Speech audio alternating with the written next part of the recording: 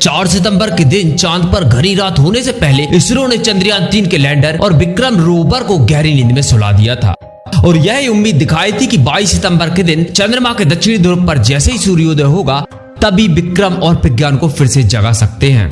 शुरू में ऐसी सिचुएशन बन गई थी कि हमारे वैज्ञानिकों को कल तक के डाटा के अनुसार 100% विश्वास था, इसलिए हर भारतीय की नजर चंद्रयान 3 पर बनी हुई थी।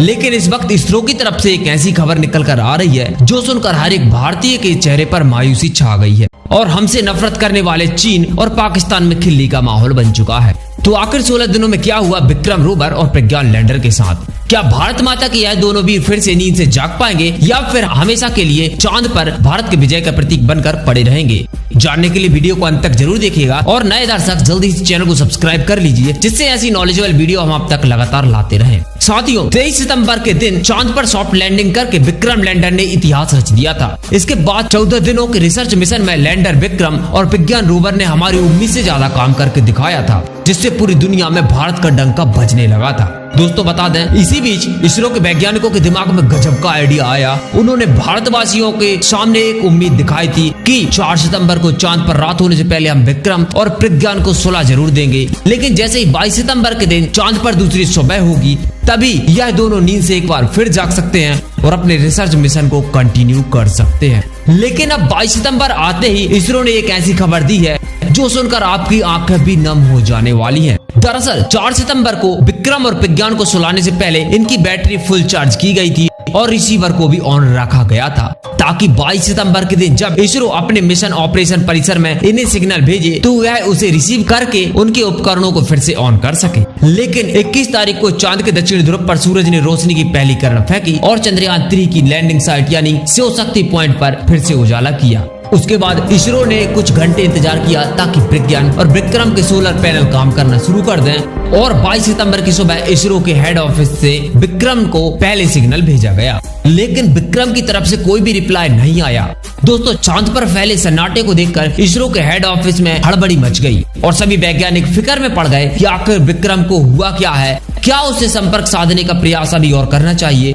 और फिर से वह इसका प्रयास करने लगे। इसके लिए एक बार चांद की कक्षा में घूम रहे प्रोपल्सन मॉड्यूल के रिले सैटेलाइट के जरिए विक्रम को सिग्नल भेजा गया। इस बार भी कोई भी जवाब नहीं आया। फिर तीसरी बार चांद की परिक्रमा कर रहे चंद्रयान 2 के ऑर्बिटर के जरिए सिग्नल भेजने का प्रयास किया गया, लेकिन इस बार भी विक्रम लैंडर की तरफ से कोई भी रिस्पांस नहीं आया। इसी तरीके से इसरो के वैज्ञानिकों ने बार बार प्रज्ञान रोवर और विक्रम लैंडर से संपर्क साधने की कोशिश की, लेकिन चांद पर पूरी तरीके से सन्नाटा छाया रहा। दोस्तों, यह देखकर इसरो के वैज्ञानिक मायूस हो गए हैं और बड़े ही भारी दिल से उन्होंने ट्वीट करके देशवासियों को बुरी खबर दी है। उन्होंने अपने ट्वीट में लिखा है कि विक्रम लैंडर और प्रज्ञान रोवर के साथ संचार स्थापित किए गए हैं ताकि उनकी जागने की स्थिति का पता लगाया जा सके, मगर फिलहाल में उनकी ओर से कोई भी संकेत नहीं मिले हैं।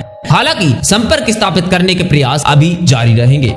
दोस्तों, अब ऐसा हो सकता है कि प्रज्ञान और विक्रम के उपकरण फिर से ऑन होने की कंडीशन में हो, लेकिन जब तक हमारा सिग्नल उन तक नहीं पहुंच पाएगा, जब तक उनका आर्टिफिशियल इंटेलिजेंस सिस्टम एक्शन लेकर अपने उपकरणों को खुद चालू नहीं कर पाएगा।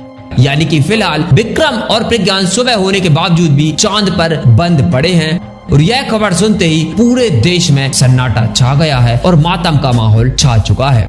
हर एक देशवासी ऊपर वाले से यही प्रार्थना कर रहा है कि किसी तरीके से विक्रम हमारी बात सुन ले और एक बार फिर से अपनी आंखें खोल ले। हालांकि दोस्तों, हम आपको फिर से याद दिलाना चाहेंगे कि चंद्रयान 3 ने उम्मीद से ज्यादा टास्क को परफॉर्म किए हैं और जाते जाते विक्रम लैंडर ने एक बार फिर से उड़ान भरकर चांद पर दूसरी बार सॉफ्ट लैंडिंग करके भी दिखाया था। तो इसीलिए ऐसा कहना बिल्कुल गलत नहीं होगा कि अगर विक्रम लैंडर और प्रज्ञान रोवर फिर से नहीं जाग पाए तो भी इस मिशन को 110% सफल ही माना जाएगा। ऐसे में सभी को इसरो के वैज्ञानिकों की मेहनत और लगन की तारीफ करनी चाहिए। साथ ही साथ इस दुख की घड़ी में उनके साथ खड़े रहना चाहिए, क्योंकि हमें सिर्फ यह खबर जानकर इतना बुरा लग रहा है तो जरा सोचिए, वैज्ञानिकों ने इस पर दिन रात मेहनत की है, उनको कितना दुख और आघात पहुंचा होगा। साथियों, यह बात तो आप सभी जानते होंगे कि विक्रम और प्रज्ञान फिर से जागने के लिए डिजाइन नहीं किए गए थे, क्योंकि चांद पर इतनी भयानक रात होती है कि किसी भी उपकरण को रात में 14 दिन टिकना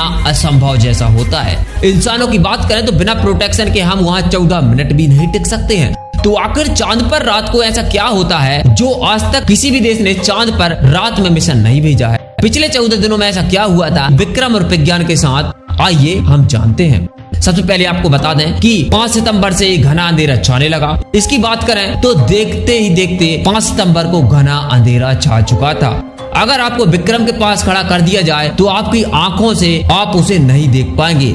अब तो ना तो सूरज की रोशनी थी और दूसरा सबसे बड़ा नुकसान था तापमान में बड़ा बदलाव। जी हाँ, रात के समय चांद के दक्षिण ध्रुव का तापमान लगभग -250 डिग्री तक चला जाता है। इस वजह से विक्रम और प्रज्ञान के सभी उपकरण और बैटरी काफी ठंडी पड़ने लगी थी। इसीलिए उन्हें क्विक स्टार्ट देने के लिए काफी ऊर्जा की जरूरत पड़ती है। तो इसलिए स्लीप मोड में डालने से पहले दोनों की बैटरी को फुल चार्ज कर लिया गया था। हालांकि जैसे बड़े बड़े मोबाइल की बैटरी ड्रेन होती है, वैसे विक्रम और प्रज्ञान की बैटरी भी ड्रेन हो रही थी। लेकिन वैज्ञानिकों का मानना था कि 22 सितंबर को बैटरी 10% बची ही होगी, जिससे हमारे द्वारा इसको भेजा गया सिग्नल रिसीवर पकड़ लेगा और सौर ऊर्जा से बैटरी को चार्ज करने के लिए सिस्टम को रिस्टार्ट कर लेगा। ऐसे में हो सकता है विक्रम की बैटरी पूरी तरीके से ड्रेन हो गई हो और सिर्फ सौर ऊर्जा से स्टार्ट देते हुए 0 से चार्ज करना मुश्किल हो रहा होगा। इसके अलावा दोस्तों, चांद पर समय समय पर भूकंप आते रहते हैं और भूकंप पृथ्वी की तरह कुछ सेकंड के नहीं बल्कि 5 से 30 मिनट तक चल सकते हैं। हालांकि जब विक्रम ऑन था तो इसका इंस्ट्रूमेंट हमें भूकंप की जानकारी दे रहा था। हालांकि इस उपकरण के बंद होते ही चांद पर पिछले 15 दिन में भूकंप आया है या नहीं, वह हमें पता नहीं चल पाया है।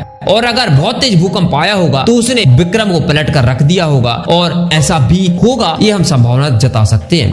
लेकिन सिर्फ यह एक तर्क है, कोई भी सच्चाई को नहीं बता सकता। वहीं पर चांद पर उल्का पिंडों की बारिश होती रहती है और ऐसे में 6 पॉइंट का सामना किसी उल्का पिंड से हुआ होगा तो भी विक्रम और प्रज्ञान को गहरी चोटें पहुंच सकती हैं। लेकिन दोस्तों, पिछले 17 दिनों में लैंडर और रोवर ने भूकंप पर कपकपाती ठंड, उल्का पिंड, अंधेरा और ना जाने कौन कौन सी मुसीबत का सामना किया होगा, मगर आखिर में चांद के किसी अनजान कहर ने इसको गहरी चोट पहुंचाई हो सकता है, या फिर ठंड का सामना करने के दौरान विक्रम और प्रज्ञान के सिस्टम में खराबी आ गई हो, ऐसा भी हो सकता है।